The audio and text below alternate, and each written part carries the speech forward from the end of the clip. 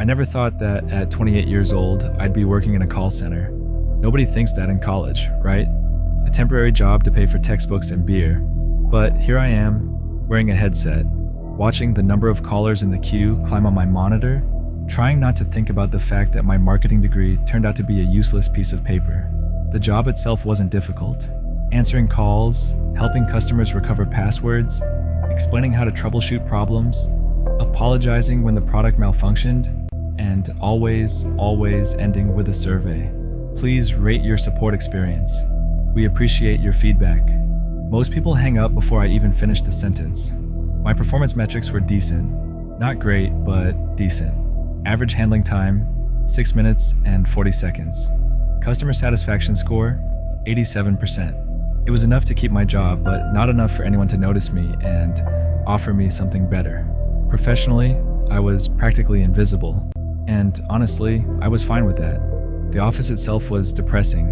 Gray cubicles, humming fluorescent lights, and motivational posters that someone in HR apparently thought were inspiring. Every call is a new opportunity. Your attitude determines your success. Stuff like that. My cubicle sat in the middle of the floor, surrounded by 20 other people having 20 other conversations with 20 other unhappy customers. I worked the evening shift from 3 to 11. It meant I didn't have to wake up early, which was nice, but it also meant my sleep schedule was ruined and I barely saw my friends anymore. Not that I had many left. Most people I knew from college had moved away, gotten serious jobs, or gotten married. The guys I used to hang out with had girlfriends now, and I'd become the extra person nobody really wanted to invite anywhere. My roommate Derek worked regular hours doing data analytics. He tried explaining what that actually meant once, but I never really understood it. We were friends. We split the bills, didn't leave dishes in the sink for more than a day, and sometimes watched football together if we both happened to be home. But we weren't especially close. I don't think either of us really had the energy for close friendships anymore. The dating situation bothered me more than I wanted to admit. It had been almost 2 years since my last relationship ended, and every attempt since then had gone nowhere. Dating apps were a nightmare of silence and one-word replies. The few dates I managed to arrange were awkward and led nowhere.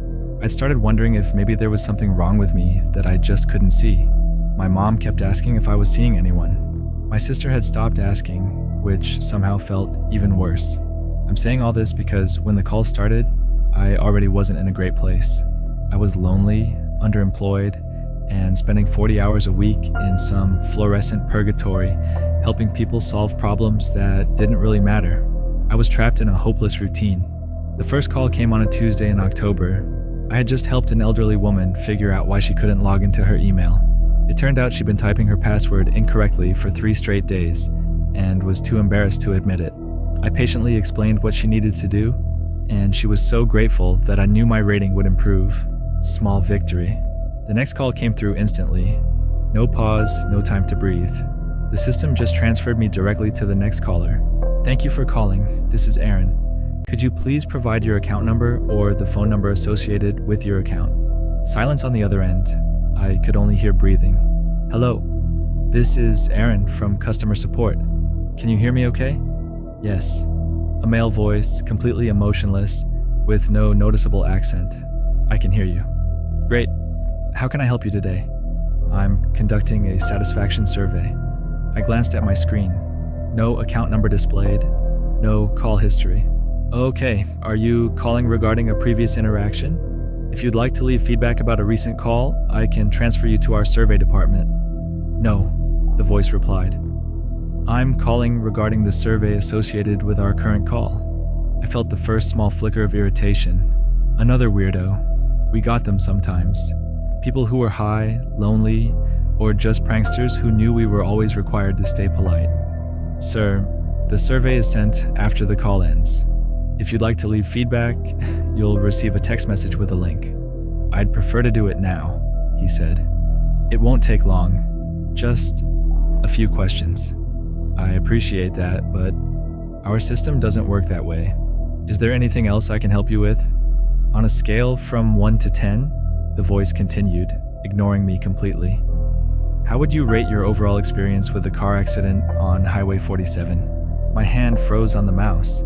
Excuse me?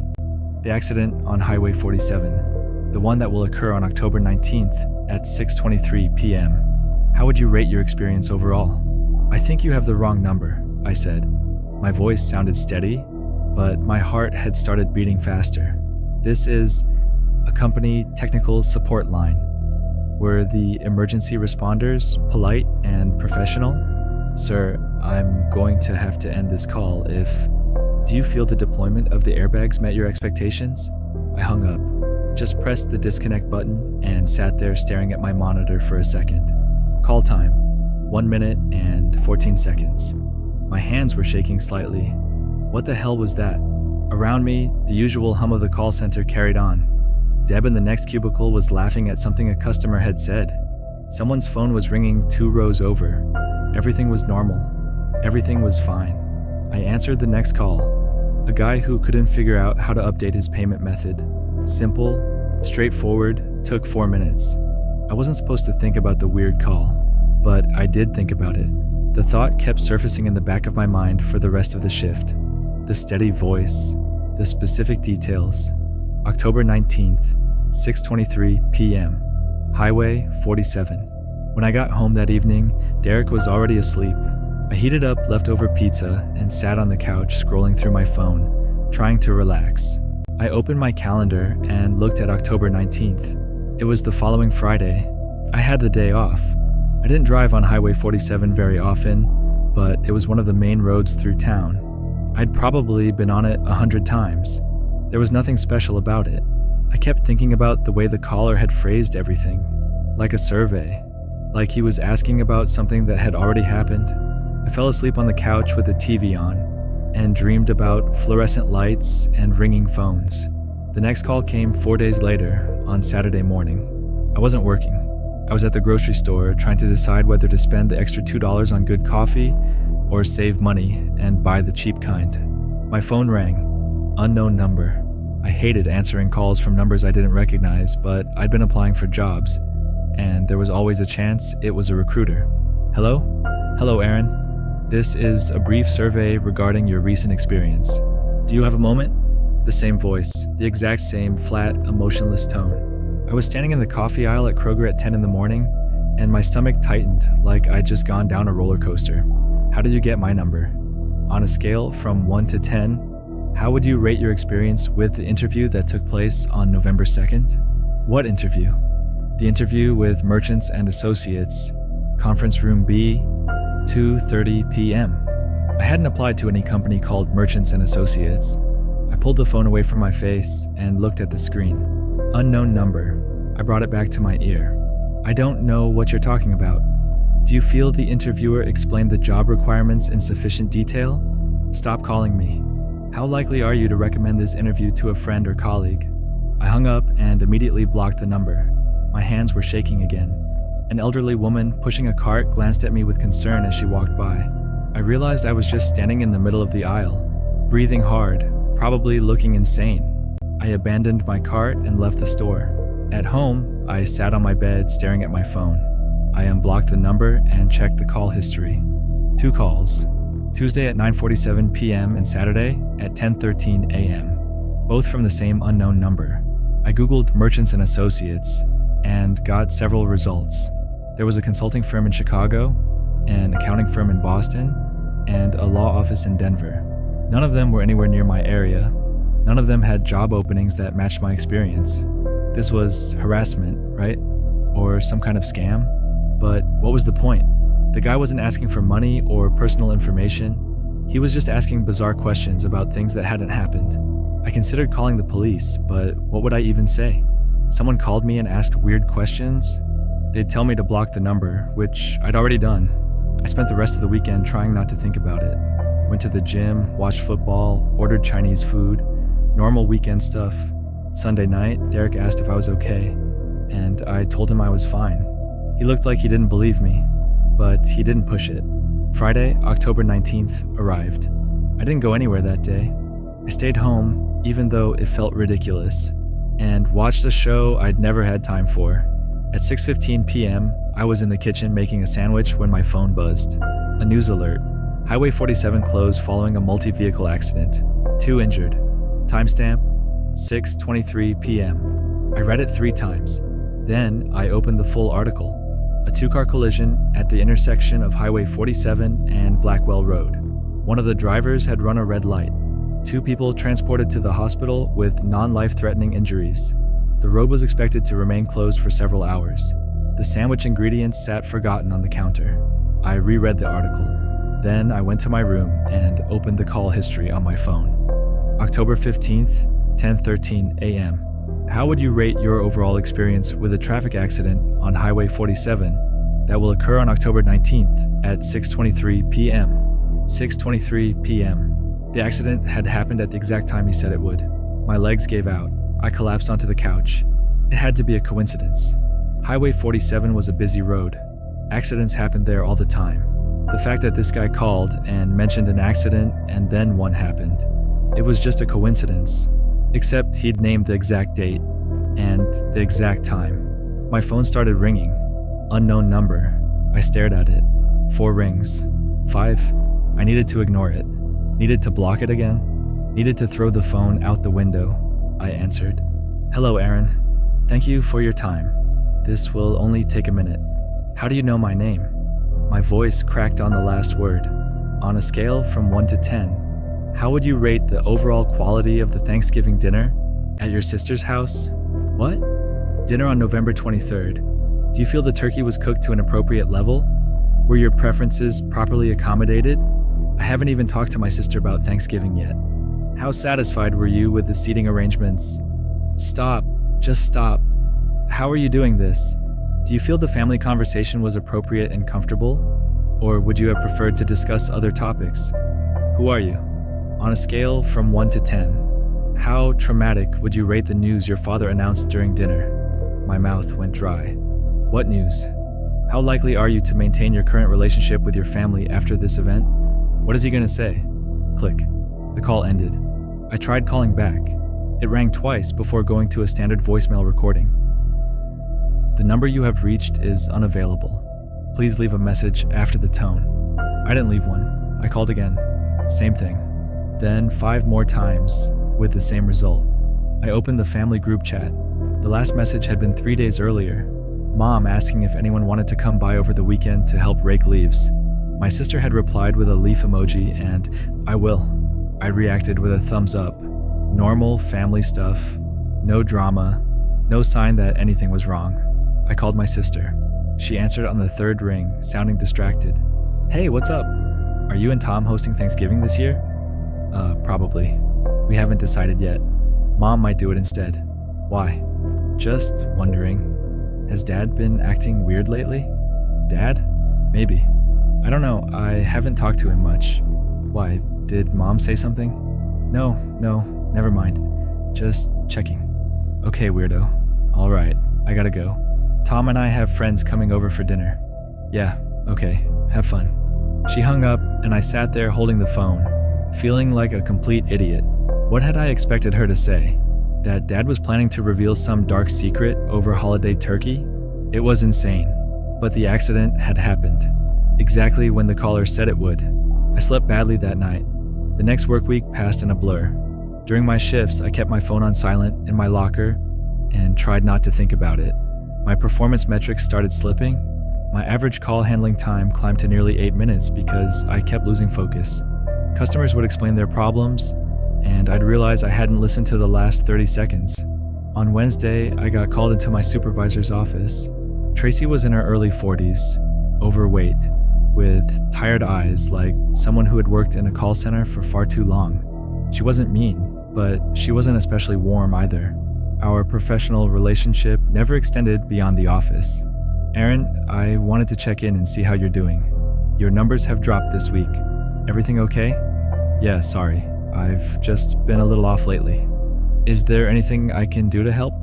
I almost laughed. What was I supposed to say? Well, Tracy, there's a guy calling me who predicts the future and asks questions about events that haven't happened yet. No, I'm fine. I'll get it together.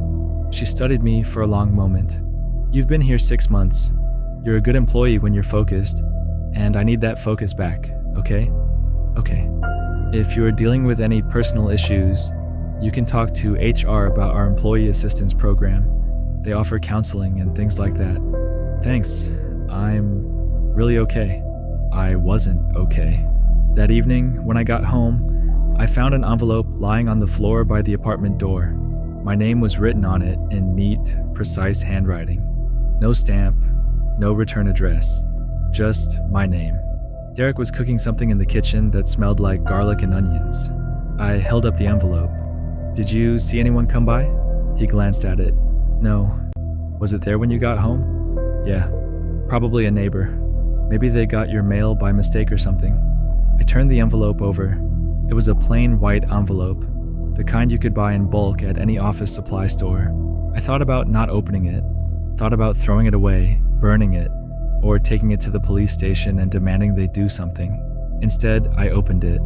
Inside was a single sheet of paper covered in the same neat handwriting. Satisfaction Survey, Aaron Mitchell. Date, November 2nd, 2024. Time, 2:30 p.m. Location, Merchants and Associates. Conference Room B.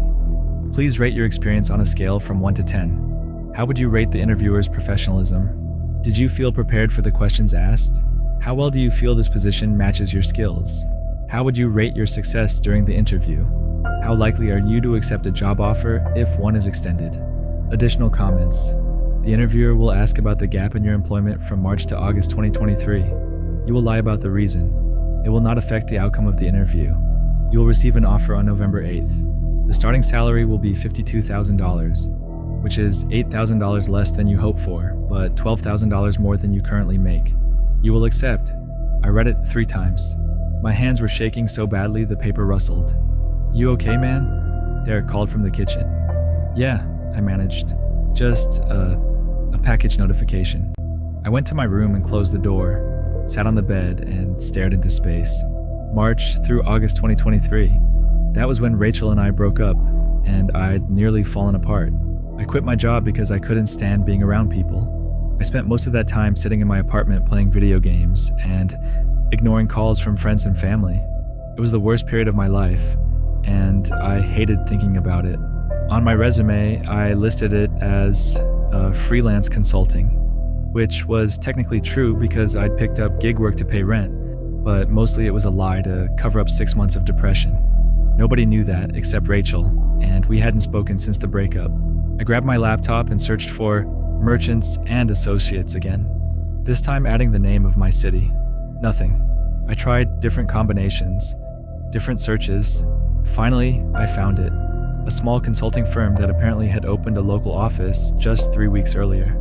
Their website was extremely basic, obviously still under development. There was a careers page with a generic contact email, but there were no posted openings and no job listings on any of the major sites. I sat there for a long time with the letter in one hand and my phone in the other. Then I did something stupid. I sent an email to HR subject line, job inquiry. The message read, "Hello, I'm a marketing specialist with 5 years of experience seeking new opportunities. I'm interested in learning about any current or upcoming openings at your company. Please let me know if you'd like me to send my resume. Thank you, Aaron Mitchell." I hit send before I could stop myself. Then I went into the kitchen and asked Derek if he wanted to play video games. He said yes, though he looked surprised by the question, and we spent the next couple of hours shooting zombies. For the first time in weeks, I felt a little better. The reply came the next morning. "Dear Aaron, thank you for reaching out.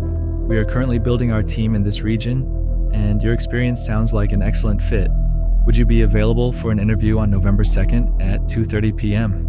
Our office is located at 1840 Commerce Street, Suite 300. Please let us know if this works for you. Sincerely, Jennifer Casto, Human Resources Manager." I stared at the email. It was 8:47 a.m. I was sitting in my car in the call center parking lot, 15 minutes before my shift started. November 2nd, 2:30 p.m. Conference Room B. I couldn't accept it. I couldn't go to that interview. If I went, it would mean the letter was real. It would mean all of this was real. It would mean that someone, or something, knew what was going to happen before it happened, and for some reason its attention was focused on me. I should have deleted the email. I should have blocked the number again. I should have told someone what was happening. Instead, I replied, "That time works for me. Thank you for the opportunity. I look forward to meeting with you." What the hell am I doing? The next week and a half were the longest of my life. I went through the motions at work, came home, applied for other jobs, and tried to pretend everything was normal. I didn't receive any more calls. No more letters appeared under the door. It was as if everything had stopped. I should have felt relieved, but somehow the silence only made it worse. I kept waiting for something else to happen. I told my supervisor I had a doctor's appointment on November 2nd and needed to leave early. She let me go without asking questions. The night before the interview, I couldn't sleep. I lay in bed staring at the ceiling, running through every possible explanation for what was happening. A scammer who got lucky with predictions, a stalker with insider information, an elaborate prank by some obsessive weirdo. But none of the explanations felt convincing. This was something else, something I couldn't explain. At 2:15 p.m. on November 2nd, I sat in my car outside 1840 Commerce Street. It was a new office building made of glass and steel. I was wearing my interview suit, the only good suit I owned, and had printed out 3 copies of my resume, even though I'd already emailed it to them. I could still leave. I could start the car, drive away, and pretend none of this had happened. I went inside. The elevator took me to the 3rd floor. Suite 300 had a small reception area with modern furniture, and a young guy sat behind the desk. He looked up when I walked in. "Good afternoon. My name is Aaron Mitchell. I have a 2:30 appointment with Jennifer Casto." "Great, have a seat. She'll be right with you." I sat down. The chairs were uncomfortable, and business magazines were spread across the coffee table. The office smelled like fresh paint and new carpet. At exactly 2:30, a woman in her 50s came out and shook my hand. "Aaron, I'm Jennifer. Thank you for coming in. Conference room B is this way. Conference room B." We walked down a short hallway. She opened the door and gestured for me to enter.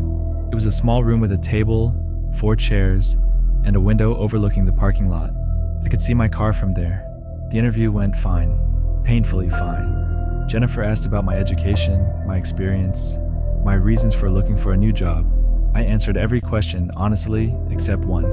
When she asked about the gap in my employment from March to August 2023, I said I'd been doing freelance consulting and was looking to transition into something more stable. She nodded and made a note. If she suspected I was lying, she didn't show it. The position was for a junior marketing specialist.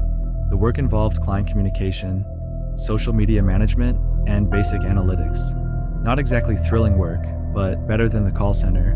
The salary range was between $48,000 and $55,000 depending on experience. We talked for 45 minutes. She asked if I had any questions. I asked a few generic ones about team structure and company culture. She answered them. Then she stood up and shook my hand again. "We're speaking with several candidates this week, but I think you'd be an excellent fit. I'll be in touch soon." I thanked her and left. Sitting in my car afterward, I breathed hard like I'd just run a mile. My hands were shaking. The interview had gone exactly the way the letter described. Conference room B, 2:30. She asked about the employment gap. I lied. I drove home in a daze. On November 8th, Jennifer Casto called me. They wanted to offer me the position. The starting salary was $52,000. I accepted. I spent Thanksgiving at my sister's house. I thought about not going. I thought about a lot of things. Pretending to be sick, telling my family I had to work, getting in my car and driving until I ran out of gas. Anything to avoid whatever might happen. But I went. My sister Amanda and her husband Tom lived in a nice house about 40 minutes away. It was a 2-story house with a big yard, the kind of place I could never afford. They had been married for 4 years and constantly talked about having kids soon. Tom was a pharmacist, a boring but reliable guy. I arrived around 1 in the afternoon. Mom and Dad were already there, along with Tom's parents. Everyone was in a good mood. The house smelled like turkey and pie. Football was playing on the TV. Everything felt normal. We ate dinner around 3 o'clock. Amanda had gone all out with the decorations. Autumn leaves everywhere and little pumpkins scattered around. The table looked like something out of a magazine photo shoot. I sat between Mom and Tom's father, directly across from Dad. Dad looked the same as always, 62 years old, almost bald, a little overweight, but not too much. He had retired from the power company 2 years ago and now spent most of his time working on his boat and complaining about the homeowners association. Today he was in a good mood, telling stories about fishing trips from last month and laughing at Tom's father's jokes. The food was delicious. Amanda had outdone herself. We took turns talking about what we were thankful for. Mom talked about her grandchildren, hypothetical future ones, an unsubtle hint aimed at Amanda and me. Tom talked about his family. Amanda talked about the house. Dad talked about retirement. I said I was grateful for my new job, which I would be starting in 2 weeks. Everything was fine until dessert. We were eating pie in the living room, spread out across couches and armchairs, when Dad set down his plate and cleared his throat. "There's something I want to tell you all," he said. The room fell silent. Mom looked at him with mild concern. "Harold, what's wrong?" Dad looked uncomfortable, far more uncomfortable than I had ever seen him. He cleared his throat again. "I've been thinking about this for a while, and a few months ago, I talked to a lawyer to understand the process. Basically, I'm planning to file for divorce." The room went silent. Amanda's fork clattered onto her plate. Mom's face went pale. "What?" she whispered. "I'm unhappy, Janet. I've been unhappy for a long time. First I stayed because of the kids, and then because I thought retirement would make things better. But it didn't. I want something different for the years I have left." I couldn't move. I couldn't breathe. My father sat there calmly explaining that he was ending his 35-year marriage, while everyone in the room stared at him as if he had just announced he planned to burn the house down. "Dad, what the hell?" Amanda's voice trembled. "I know this is hard to hear, but I've made my decision." My mother stood up, and her plate of pie fell to the floor. Pumpkin filling splattered across the carpet. 35 years, Harold. 35 years? And this is how you tell me? On Thanksgiving? In front of everyone? I thought it would be better to tell the whole family at once. Better? You thought this would be better? The argument escalated. Voices grew louder. Amanda started crying. Tom tried to calm everyone down, but only made things worse. Tom's parents sat frozen on the couch, looking like they wanted to disappear. I just sat there watching my family fall apart. At some point, I stepped outside. I stood in Amanda's backyard, breathing in the cold November air, trying to process what I had just witnessed. My phone was in my pocket. I pulled it out and checked my call history. How satisfied were you with the seating arrangement? Do you feel the family conversation was appropriate and comfortable? Or would you have preferred to discuss other topics? On a scale from 1 to 10, how traumatic would you rate the news your father announced during dinner? He knew. Whoever was calling me, whoever was sending the letters, he knew this was going to happen. He knew about the crash, he knew about the interview, and he knew about this. My phone started ringing. Unknown number. I answered. "Hello, Aaron. What do you want from me?" I was surprised by how calm my voice sounded. "This is a brief survey regarding your Thanksgiving experience. On a scale from 1 to 10? No. No more surveys. Tell me what's happening right now, or I'm going to the police." There was a pause. For the first time since all of this started, the voice on the other end sounded different, not entirely human. "The police will not be able to help you, Aaron." "Then what do you want?" "To inform you. To prepare you for the future." "For what?" "On December 17th at 11:52 p.m., your mother will call you. She will inform you that your father has suffered a heart attack. You will drive to St. Mary's Hospital. You will arrive at 12:34 a.m. Your father will already be dead." My legs gave out beneath me. I sank heavily onto the cold ground. "No. I am calling to ask how satisfied you were with the medical care he received. Do you believe the doctors did everything they could? Do you feel you should have recognized the warning signs? You can't know that. You can't know what's going to happen." "I know everything that will happen to you, Aaron. Every phone call, every letter, every moment of grief, joy, and loss. I know when you will meet your wife. I know the names of your future children. I know what you will be wearing on the day you die. Why? Why are you doing this? Because you answered. Most people don't answer. Most people hang up or block the number after the first call. But you answered. And now I cannot stop calling. I'll stop answering. You will answer on December 17th at 11:52 p.m., and you will answer the calls after that, because you need to know. Because you humans always need to know. The line went dead. I sat in the backyard for a long time. Through the windows, I could still see my family arguing. Mom was crying. Amanda was yelling at Dad. Tom and his parents were trying to look invisible. Everything was happening exactly the way the voice had predicted. I kept thinking about December 17th. I kept thinking about my phone ringing at 11:52 p.m. I kept thinking about knowing with absolute certainty what was going to happen and being powerless to stop it. I could throw away my phone. I could change my number. I could move to another city, another state. But I knew, the way you know things in nightmares, that none of it would matter. The calls would continue. The letters would keep coming. Because I answered. That was 3 weeks ago. I've tried everything. I've blocked the number dozens of times, changed my number twice.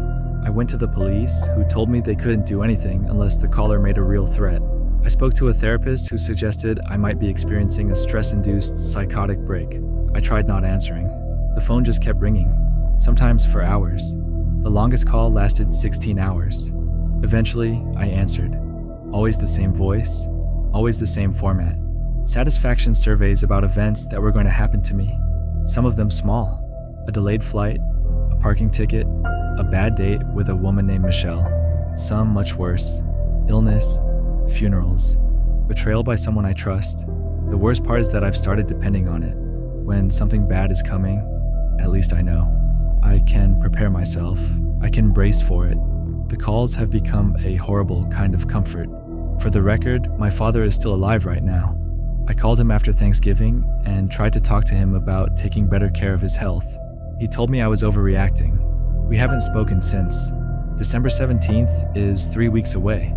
I don't know what I'm going to do when my phone rings at 11:52 p.m. I don't know whether I should try to warn my father or spend the time before then appreciating what's left. I don't know whether anything I do will matter. The worst part is that I keep checking my phone, waiting for the next call, waiting for the next survey, because then at least I'll know what's coming. Then I won't have to wonder. My phone is ringing again right now. Unknown number.